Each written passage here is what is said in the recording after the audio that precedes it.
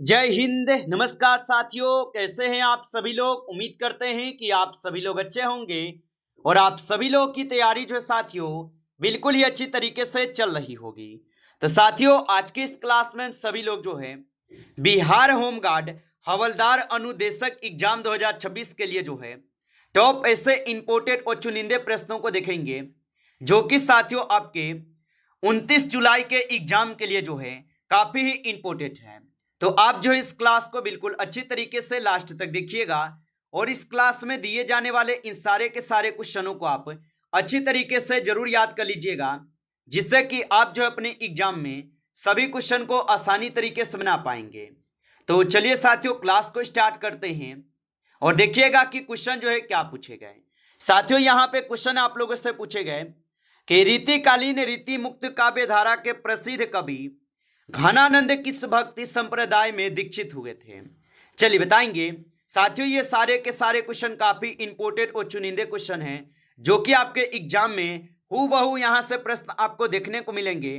तो आप अच्छे से इन सभी क्वेश्चनों को याद कर लीजिएगा और बताएंगे आप यहाँ पे रीतिकालीन रीति मुक्त काव्य धारा के प्रसिद्ध कवि घनानंद किस भक्ति संप्रदाय में दीक्षित हुए थे। तो ये दीक्षित हुए थे आपके किस में। तो यहां पे इस क्वेश्चन का आप सही जवाब ऑप्शन ए करेंगे, ऑप्शन ए सही जवाब होगा। चलिए अगला नंबर प्रश्न यहां पे देखेंगे। युधिष्ठिर शब्द का संधि विच्छेद युधि जोड़ स्थिर है, किस संधि का प्रमुख उदाहरण है। तो युधिष्ठिर शब्द का संधि विच्छेद युधि जोड़ स्थिर किस संधि का प्रमुख उदाहरण है। तो ये हो जाएंगे आपके व्यंजन संधि के। ऑप्शन ए करेंगे, सही जवाब व्यंजन संधि के हैं। आगे देखिए अगला नंबर प्रश्न यहां पे दिए गए हैं। हरिवंश राय बच्चन की सुप्रसिद्ध कविता आ रही रवि की सवारी में किसका रथ सजा होने की बात जो है कही गई है। तो ये कहे गए हैं आपके नौ किरण का। ऑप्शन ए को आप सही जवाब कर देंगे, नौ किरण का होगा। चलिए आगे देखिए अगला नंबर प्रश्न यहां पे है। हिंदी का पहला प्रतिष्ठित आंचलिक उपन्यास मेला आंचल फणीश्वर नाथ रेणु द्वारा जो है ये किस वर्ष प्रकाशित जो है किया गया था। तो हिंदी का पहला प्रतिष्ठित आंचलिक उपन्यास मेला आंचल फणीश्वर नाथ रेणु द्वारा किस वर्ष प्रकाशित किया गया था। तो यह किए गए वर्ष 1954 में। ऑप्शन बी हो जाएगा सही जवाब, वर्ष 1954 में। आगे देखिए अगला नंबर प्रश्न यहां पे है। मनोहर बिस्तर पर सो रहा है और इस वाक्य में रेखांकित पद सोना जो ये किस प्रकार की क्रिया का उदाहरण है। चलिए बताइए। तो मनोहर बिस्तर पर सो रहा है और इस वाक्य में रेखांकित पद सोना किस प्रकार की क्रिया का जो है उदाहरण है। तो ये हो जाएंगे अकर्मक क्रिया क्रिया के उदाहरण। ऑप्शन ए करेंगे सही जवाब। आगे देखिए अगला नंबर प्रश्न यहां पे है। हिंदी व्याकरण के नियमों के अनुसार लाघव शब्द का सही और उपयुक्त विलोम शब्द जो है ना कौन सा होगा। तो यहां पे इस क्वेश्चन का सही जवाब गौरव हो जाएगा। आप अच्छे से इनको याद रखेंगे। आगे देखिए अगला नंबर प्रश्न यहां पे है। घरों में प्रयुक्त होने वाली विद्युत इस्त्री में प्रयुक्त नाइक्रोम की तार विद्युत ऊर्जा को मुख्य रूप से किस रूप में परिवर्तित करती है। तो ये परिवर्तित करती है आपके उष्मा ऊर्जा यानी तापीय ऊर्जा में। ऑप्शन यहाँ पे जो है सही जवाब होगा। चलिए अगला नंबर प्रश्न यहाँ पे देखेंगे कि कोशिकाओं के पार होने वाली परासरण की जैविक क्रिया में जल के अणु किस प्रकार की झिल्ली द्वारा गति करते हैं। चलिए बताइए।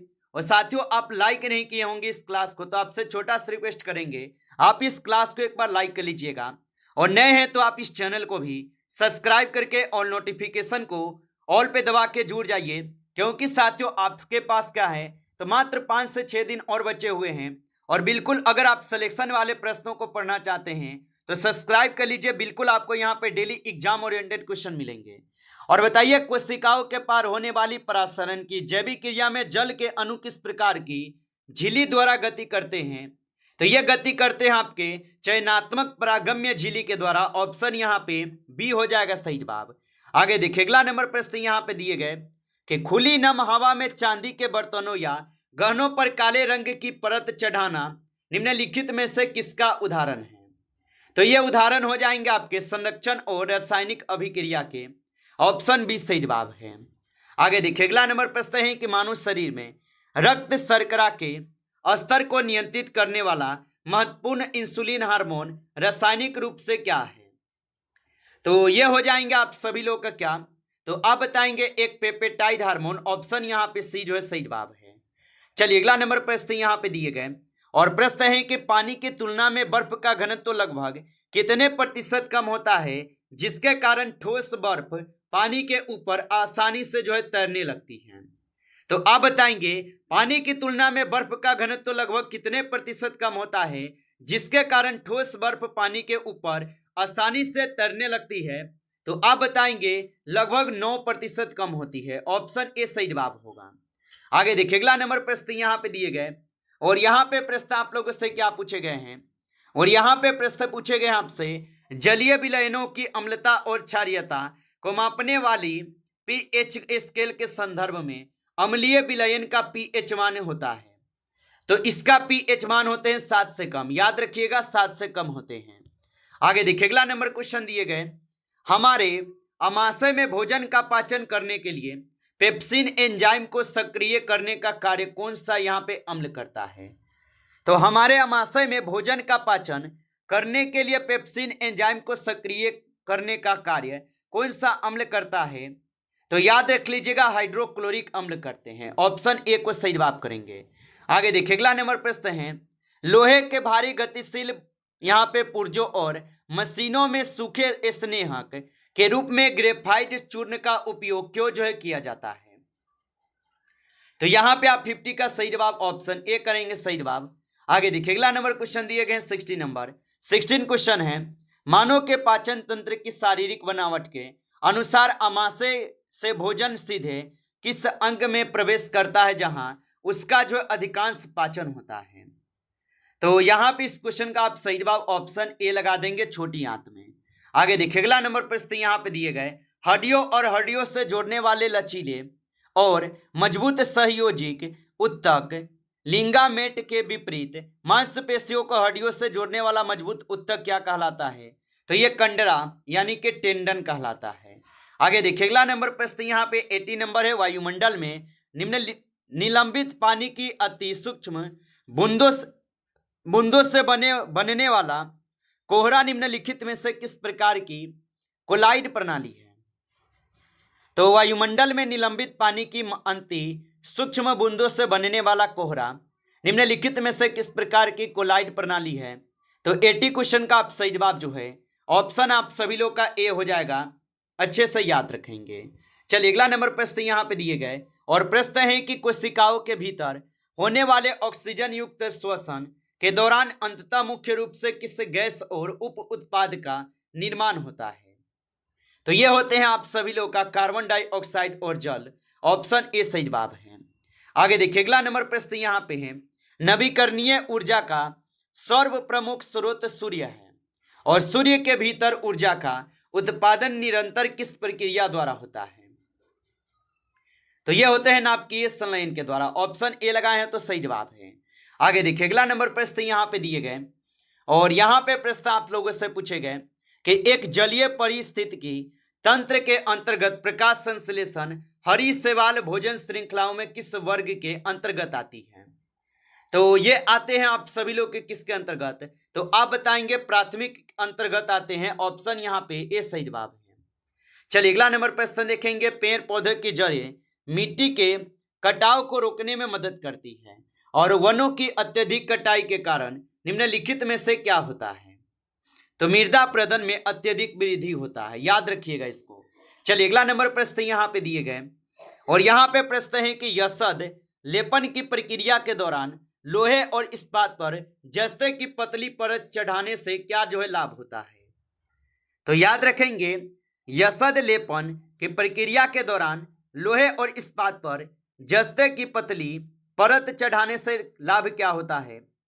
तो यहाँ पे इस क्वेश्चन का आप सही जवाब जो है ऑप्शन आप लोग जो है ए कर देंगे, ऑप्शन ए सही जवाब है। आगे देखिए अगला नंबर प्रश्न यहाँ पे है और यहाँ पे प्रश्न दिए गए हमारे ग्रामीण क्षेत्रों में प्रयुक्त होने वाले बायोगैस या गोबर गैस संयंत्रों से प्राप्त होने वाली बायोगैस में मीथेन का औसत प्रतिशत जो है मान लगभग कितना होता है। तो इसका मान होते हैं आपके 55% से लेकर 75% तक, आप अच्छे से इसको याद रख लीजिएगा। चलिए अगला नंबर क्वेश्चन यहाँ पे दिए गए कि कूनो राष्ट्रीय उद्यान जो नामी बिया से चीतों को लाकर बसाने के कारण चर्चा में रहा, मध्य प्रदेश के किस पर्वत श्रृंखलाओं के पहाड़ी वनों में स्थित है? तो ये स्थित हो जाएंगे आपके विंध्य पर्वत श्रेणी में। ऑप्शन ए सही जवाब है विंध्य पर्वत श्रेणी में। आगे देखिए अगला नंबर प्रश्न यहाँ पे है, अलैंगिक जनन की प्रणालियों के अंतर्गत पुनः जनन की अद्भुत क्षमता किस सूक्ष्म चपटे कृषि में पाई जाती है? तो ये पाए जाते हैं किसमें? तो ये आपके प्लेनेरिया में पाए जाते हैं। ऑप्शन ए हो जाएगा सही जवाब। आगे देखिए अगला नंबर प्रश्न है कि कणों की अत्यधिक संघनता और उच्च प्रत्यवस्था के कारण ध्वनि की चाल निम्नलिखित में से किस माध्यम में सबसे अधिक होती है? तो ये सबसे ज्यादा स्टील यानी ठोस लोहा में होते हैं। ऑप्शन ए को सही जवाब करेंगे, याद रखिएगा साथियों। कुछ लोगों का कहना होगा कि ओनली ऑप्शन ए ही सभी क्वेश्चन का आंसर है।